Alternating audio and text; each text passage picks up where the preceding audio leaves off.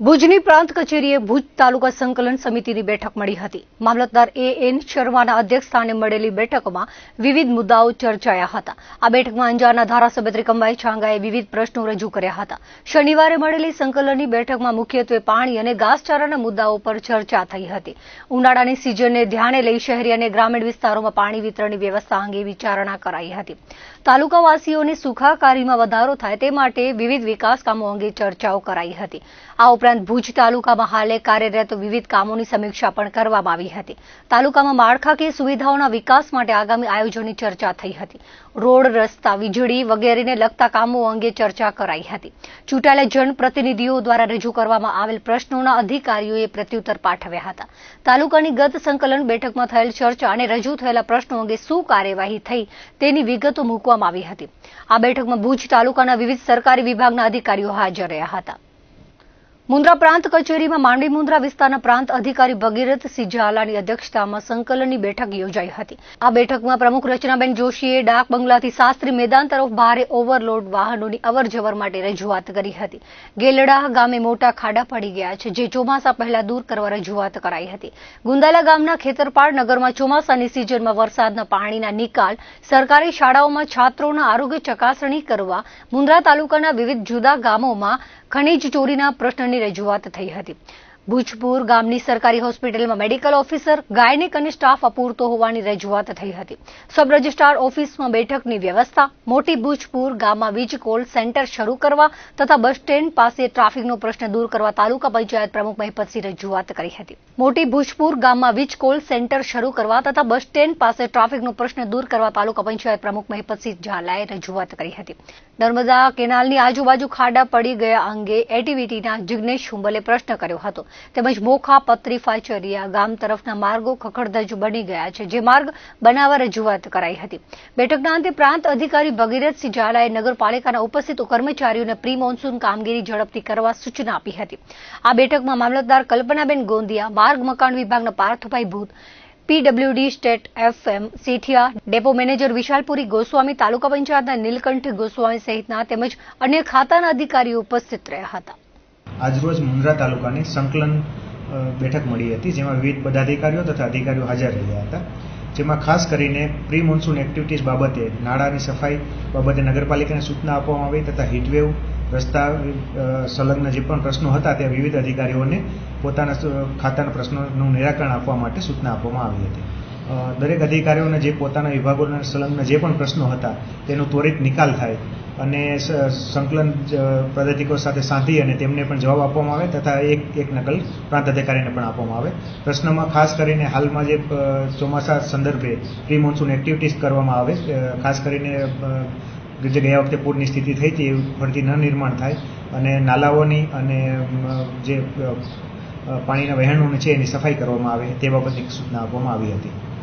ભારત સરકારે 2047 સુધી ભારતને એક વિકસિત રાષ્ટ્ર બનાવવાનો નિર્ધાર કર્યો છે। વિકસિત ભારતની કલ્પનાને સહકાર કરવા માટે એક રાષ્ટ્ર એક ચૂંટણી પર દેશભરમાં વિચારણા ચાલી રહી છે। શનિવારે જિલ્લા મથક ભુજમાં આ અંગે પ્રબુદ્ધ નાગરિકો સાથે બેઠક યોજાઈ હતી। કચ્છના સાંસદ વિનોદભાઈ ચાવડાએ એક રાષ્ટ્ર એક ચૂંટણી અંગે પોતાના વિચારો રજૂ કર્યા હતા। પ્રબુદ્ધ નાગરિક સંમેલનમાં શ્રી ચાવડાએ જણાવ્યું હતું કે વન નેશન વન ઇલેક્શનના અનેક લાભો છે। એક જ સમયે ચૂંટણી એ રાષ્ટ્રના હિતમાં છે। કેન્દ્રની ભાજપ સરકાર હંમેશા રાષ્ટ્રહિતને પ્રાધાન્ય આપે છે।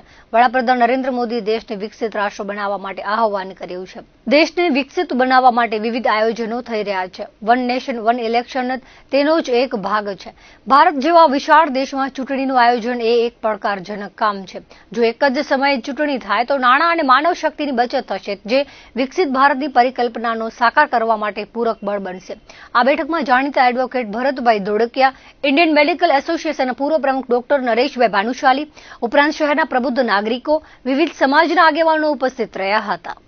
કચ્છ જિલ્લાની અંદર આજે ભુજ મધ્યે વન નેશન વન ઇલેક્શનને લઈને એક સેમિનાર વાર્તાલાપનું આયોજન કરવામાં આવ્યું હતું। જિલ્લા ભાજપના પ્રમુખ શ્રી દેવજીભાઈ વડચંદ, જિલ્લા પંચાયતના પ્રમુખ શ્રી આદરણીય શ્રી જનકસિંહ જાડેજા, ધારાસભ્યશ્રીઓ ત્રિકમભાઈ સાહેબ, અનિરુદ્ધભાઈ અને બે મુખ્ય વક્તા તરીકે સિનિયર ધારાશાસ્ત્રી આદરણીય શ્રી ભરતભાઈ ધોળકિયા અને ડૉક્ટર નરેશભાઈ ભાનુશાળી, અલગ અલગ સંસ્થાઓના સૌ આગેવાનો, અલગ અલગ ક્ષેત્રના સમાજના સૌ આગેવાનો સાથે મળી કરીને 1.5 કલાક સુધી આ વિષય ઉપર બધા વક્તાઓએ પોતાના વિચારો મૂક્યા હતા અને આવનાર સમયમાં દેશની અંદર એક જ ચૂંટણી થાય અને જેના મંતવ્યો પણ લોકો પાસેથી આવે.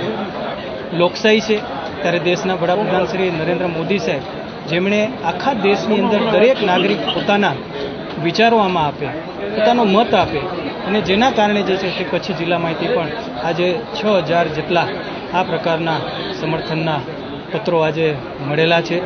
અને આવનાર સમયમાં આ ચૂંટણીના માધ્યમથી જે પ્રકારે આપણે જોઈએ છીએ કે ચૂંટણી થતી હોય ત્યારે 5 વર્ષની અંદર 4 કે 5 ચૂંટણીઓ કુલ મળીને યોજાતી હોય અને જેના કારણે સમયનો બરબાદ થાય, આર્થિક શક્તિ વેવાય અને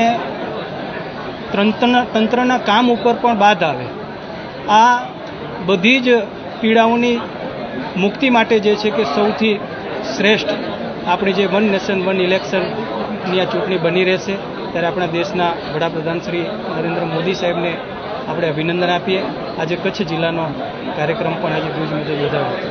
આજે ભુજ મધ્યે કેડીસીસી હોલમાં ભારતીય જનતા પાર્ટી કચ્છ અને સમાજના પ્રબુદ્ધ લોકો દ્વારા જે કંઈ પ્રબુદ્ધ લોકો સમાજમાં છે એ પ્રબુદ્ધ લોકોનું એક પ્રબુદ્ધ ગોષ્ઠીનું આયોજન એ કેડીસીસી હોલ ખાતે અહીંયા મધ્યે કરવામાં આવ્યું હતું.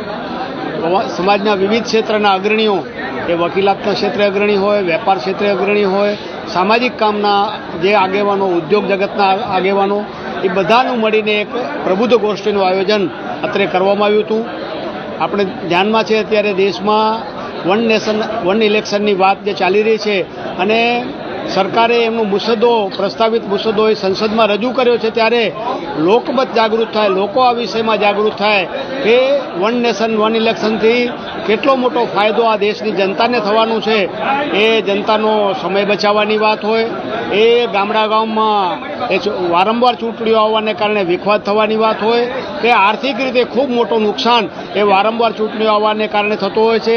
ચૂંટણી દરમિયાન જે આચારસંહિતા જે લાગતી હોય છે એને કારણે લાંબો સમય એ અરજદારોના કામો, સરકારી કામો પણ એ વહીવટીતંત્ર એમાં લાગતું હોય એને કારણે બગડતા હોય છે. તો આ બધા વિષયો ના આવે ને દેશમાં વન નેશન વન ઇલેક્શન થાય, બધી ચૂંટણીઓ એ એક સાથે થાય તો ખૂબ મોટા ખર્ચમાં એ બચત થતી હોય છે. એને લઈને આજે સમાજ જીવનમાં જાગૃતિ આવે એના માટે એ પ્રબુદ્ધ ગોષ્ઠીનું આયોજન કર્યું અને આ પ્રકારે આ ગોષ્ઠી દ્વારા સમાજમાં એક જાગરણ થાય એ માટે આ કાર્યક્રમનું આયોજન કરવામાં આવ્યું હતું. ખાસ તો મહત્વની વાત એ છે કે કોઈ પણ કાયદામાં સુધારો થાય એ પહેલાં પ્રજામત લેવામાં આવે છે. અગાઉ ક્યારે સાંભળ્યું નહોતું કે પ્રજામત અને પ્રજા સુધી પહોંચી એનો મત લઈને પાર્લામેન્ટમાં સંભળાય. આ અખતરો ખરેખર સાચી લોકશાહીનો છે. આ વન નેશન વન ઇલેક્શન નવું નથી. સંસદ સુધી એક જ ચૂંટણી થતી, લોકસભાને વિધાનસભાની. 68-69 વિધાનસભાને ખંડિત કરવામાં આવી ત્યાર પછી બધું અપસેટ થયું છે. ફાયદા ઘણા છે એક જ, અને સાથે સાથે મોરલ કોડ ઓફ કન્ડક્ટનો જે ટાઈમ છે એ ઘટી જશે, એને કારણે પોલિસીનો અમલ પણ થશે. પણ પહેલી વાત તો એ છે અત્યારે જે આ આયોજન કરવામાં આવ્યું, લોકો સુધી વાત પહોંચાડી, એના અભિપ્રાય લઈ પાર્લામેન્ટરી કમિટી એની વિચાર કરીને ધ્યાનમાં લે છે. આવું લોકશાહીમાં પહેલાં બનતું જ નહીં. ભાજપની સરકાર આવ્યા પછી આ બને છે ને એ ખરેખર લોકશાહીનો મજબૂત પાયો છે. દર્શક મિત્રો, આ હતા ત્યાર સુધીના કચ્છ સુધી ટીવી ન્યૂઝ. ફરી મળીશું નવા સમાચારો સાથે, નવી અપડેટ સાથે. ત્યાં સુધી મને રજા આપશો. નમસ્કાર.